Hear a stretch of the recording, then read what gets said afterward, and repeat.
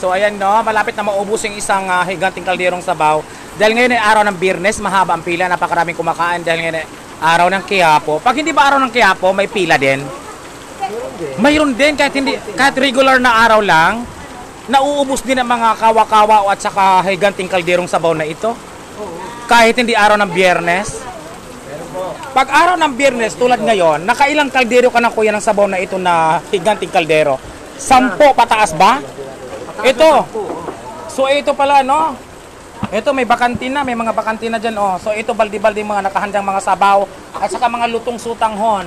Sa oras na ito, ibubuhos na naman yung isang baldi ng sabaw.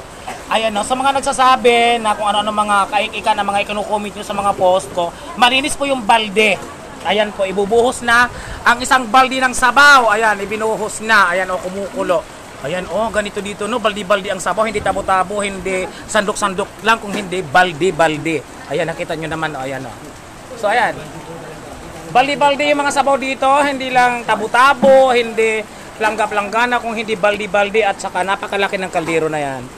Ilang oras naman, madam, bago maubos ang isang napakalaking kalderong ito, sabaw? Isang oras o 30 minutos lang? O isang oras o wala pang isang oras, ubos na raw ang sabaw na ito na ilang litro ng tubig o ang laman nito ng sabaw na ito na kalderong ito.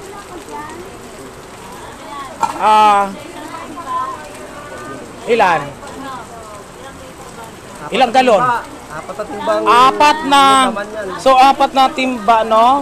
So nakikita nyo ang timbang ito, apat na timba na tubig ang laman ng kalderong ito na nauubos lang sa loob ng isang oras. So ito ngayon mga kasosi, nandito ako sa sabaw na ito no, na ito talaga ang binabalik-balikan ng mga customer dahil sa sabaw na ito may mga buto-buto ng baka at saka laman ng baka at saka sangyup pa no.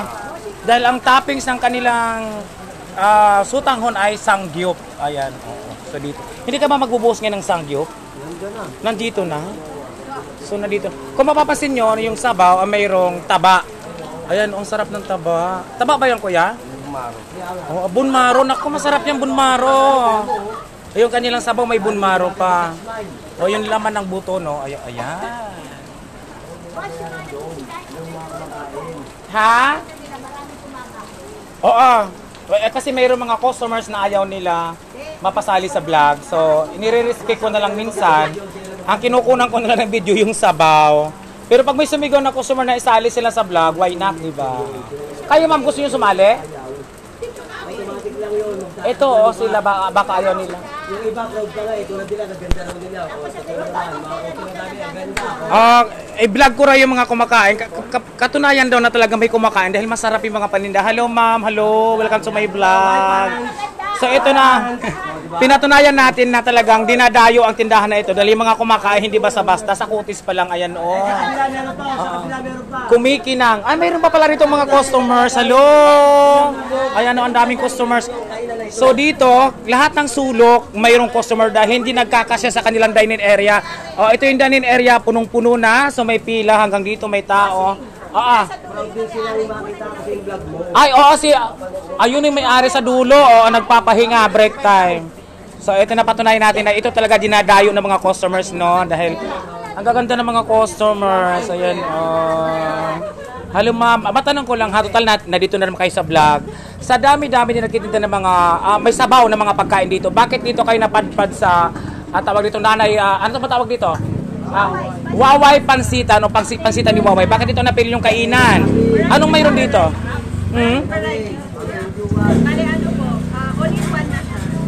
All in one. Anong kumbaga kumpleto sila.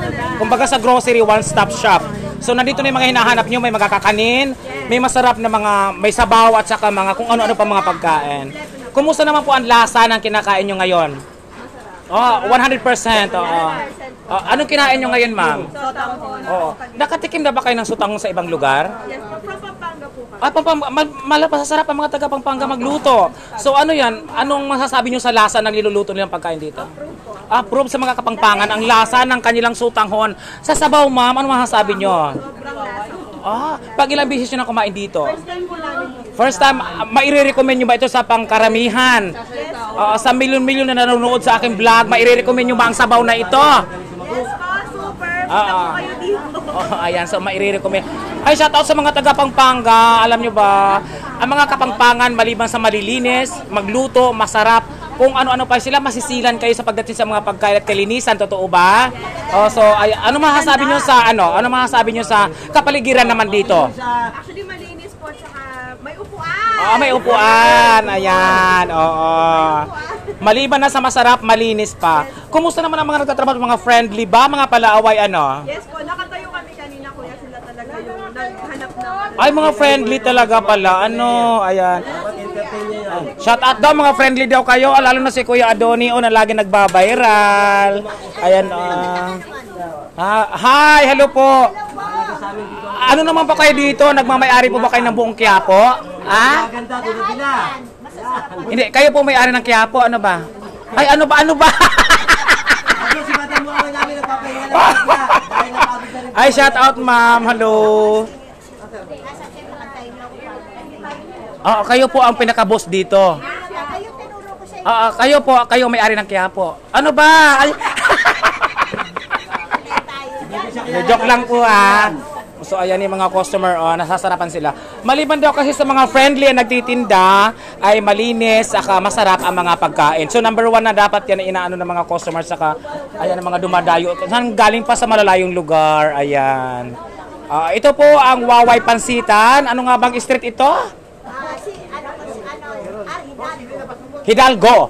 Sa mga naghahanap ng masarap na pagkain katulad ng mainit na sabaw ng sutahon na ito, ay pumunta lang kayo sa Hidalgo Street, hanapin nyo ang pansitan ni Waway. Ayan.